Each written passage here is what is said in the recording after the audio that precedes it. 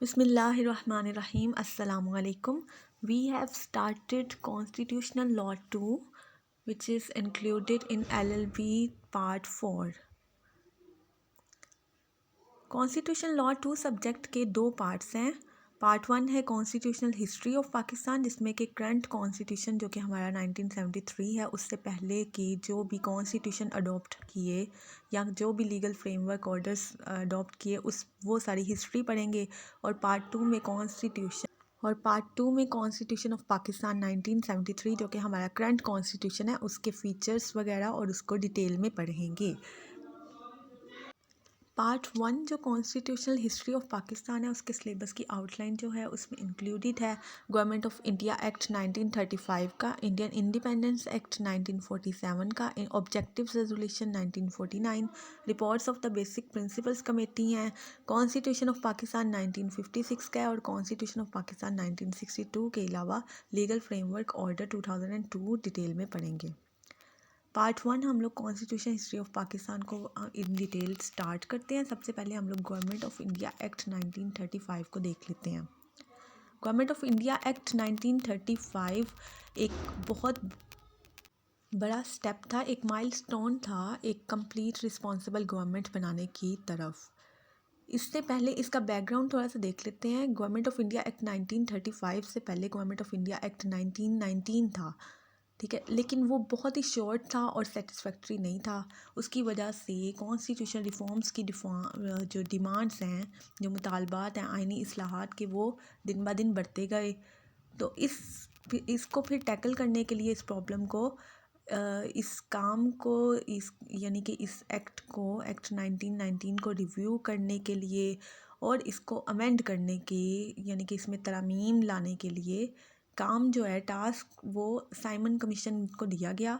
और Simon commission ने फिर रिपोर्ट बना के पेश की, लेकिन पहली रिपोर्ट इसकी सेटिस्फैक्ट्री नहीं थी. फिर अगेन डिस्कशंस वगैरह हुई. इस तरह 3 राउंड टेबल कॉन्फ्रेंसेस मुनक्कद हुई थी, ठीक है.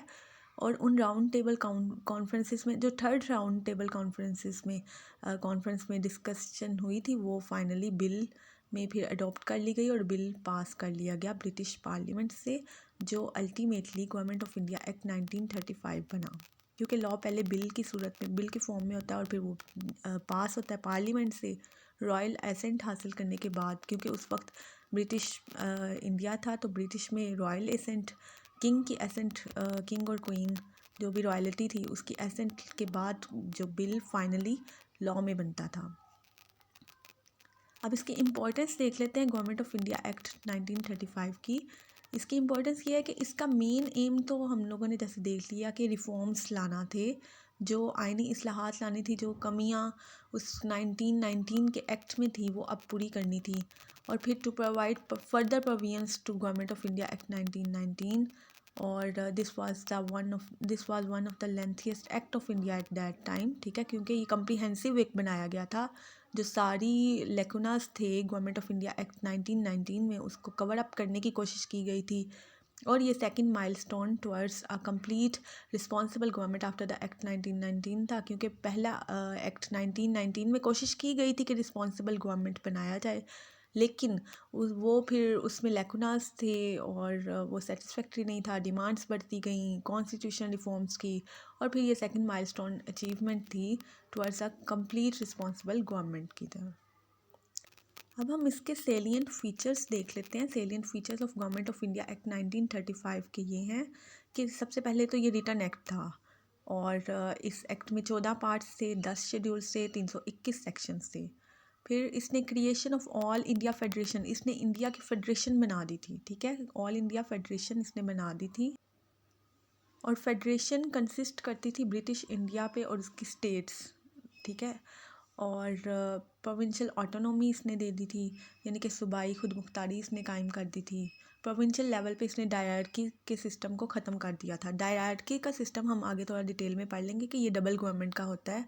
पहले प्रोविंशियल लेवल पे भी सूबाई लेवल पे भी डबल गवर्नमेंट थी, अब वो ख़त्म करके. नेक्स्ट इसका सेलियन फीचर है कि इसने डिवीजन ऑफ सब्जेक्ट्स कर दिए थे. सब्जेक्ट्स को 3 लिस्ट में डिवाइड कर दिया था. 3 लिस्ट थी, फेडरल लिस्ट थी, प्रोविंशियल लिस्ट थी और कंकरेंट लिस्ट थी। फेडरल लिस्ट में वो मैटर्स थे जो कि सिर्फ फेडरल गवर्नमेंट डील कर सकती थी। प्रोविंशियल लिस्ट में वो वाले मैटर्स थे जो कि सिर्फ और सिर्फ सूबाई गवर्नमेंट उनको डील कर सकती थी। और कंकरेंट लिस्ट में वो वाले मैटर्स थे जो कि फेडरल और प्रोविंशियल गवर्नमेंट दोनों डील कर सकती थी। फेडरल लिस्ट में जैसे कि डिफेंस के मामला थे, प्रोविंशियल लिस्ट में हेल्थ और एजुकेशन वगैरह के थोड़े मामला, इस तरह इन्होंने डिवीजन कर दिए थे। आगे है डायरकी इन सेंटर। डायरकी कहते हैं डुअल गवर्नमेंट को। तो इस एक्ट ने प्रोवाइड किए थी सेंटर में। हमने ऊपर पढ़ा है कि जो प्रोविंशियल लेवल पे उन्होंने जो है डायरकी ख़त्म करके और प्रोविंशियल ऑटोनॉमी सेट कर दी थी, लेकिन सेंटर में डायरकी को इस्टेब्लिश कर दिया था, यानी कि डबल गवर्नमेंट बना दी थी। और फिर सब्जेक्ट्स को इस तरह डिवाइड कर दिया था कि रिज़र्व सब्जेक्ट्स जो थे वो सिर्फ और सिर्फ गवर्नर जनरल कंट्रोल करेगा, और ट्रांसफर्ड सब्जेक्ट्स जो थे वो एडमिनिस्टर करेगा गवर्नर जनरल, लेकिन काउंसिल ऑफ मिनिस्टर्स के साथ। उसके अलावा इसने बाई कैमरल लेजिस्लेशन दी, यानी कि 2 हाउसेस प्रोवाइड किए। एक था फेडरल असेंबली और एक council of states. Federal assembly lower house था, उसके 375 मेंबर्स थे, 5 इयर्स की टर्म थी उसकी। और council of states upper house था और 250 मेंबर्स थे इसके। इसके अलावा इसका नेक्स्ट सेलियन फीचर है रीऑर्गेनाइजेशन ऑफ प्रोविंसेस।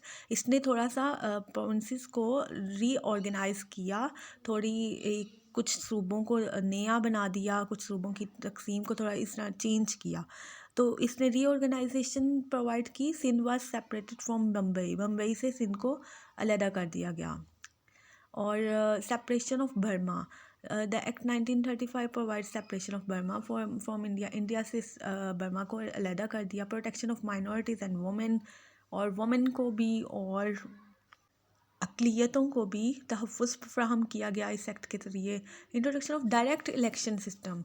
वो जो इनडायरेक्ट इलेक्शन सिस्टम ख़त्म करके डायरेक्ट इलेक्शन सिस्टम को इंट्रोड्यूस करवा दिया। Establishment of new institutions. कुछ न्यू इंस्टीट्यूशंस इस्टेब्लिश किए, जैसे कि फेडरल कोर्ट और रिज़र्व बैंक वगैरह। ठीक है। Supremacy of parliament. इस एक्ट ने पार्लियामेंट को सुप्रीम बना दिया इंडिया में। इंस्ट्रूमेंट ऑफ एक्सेशन को जो पावर दे दी थी उनको, कि आप डिस्क्रिशनरी पावर दे दी थी स्टेट्स को कि आप एक्सीड कर सकते हैं। ठीक है। लेकिन अगर एक मरतबा उन्होंने इल्हाक कर दिया, इसको कहते हैं ना इल्हाक करने का, उनके पास पावर आ गई, उनके पास उनकी मर्ज़ी थी। अगर उन्होंने इल्हाक करना है तो ठीक है। अगर फेडरेशन के साथ, ये ऊपर जो हम लोगों ने पढ़ा था ना, ऑल इंडिया फेडरेशन बना दी थी, तो उनकी मर्ज़ी थी कि वो एक्सीड कर दें। लेकिन अगर वो पहले एक मरतबा इल्हाक कर दिया तो फिर बाद में वो चेंज ऑफ माइंड से अपना जो है ये सेशन ख़त्म नहीं कर सकते। आगे क्रिटिसिज्म इस पे क्या हुआ है, गवर्नमेंट ऑफ इंडिया एक्ट पे काफ़ी क्रिटिसिज्म भी हुआ कि ये not able to deliver fully, क्योंकि ये बनाया गया था कि लेकोनास उसके कम करने के लिए 1919 के एक्ट को, और ये सेटिस्फैक्ट्री होगा, लेकिन फिर भी ये पूरी तरह डिलीवर नहीं कर पाया।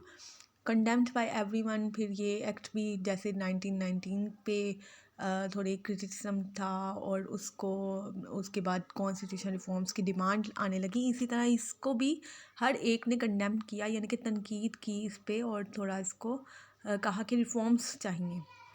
Powers to governor. इस एक्ट ने गवर्नर को बहुत ज़्यादा पावरफुल बना दिया था। उसकी पावर ऐसे ही थी जैसे कि डिक्टेटर की एक पावर होती है। ठीक है। डिक्टेटरशिप टाइप का इसने दे दिया था। Defective formation of federation. फिर फेडरेशन भी पूरी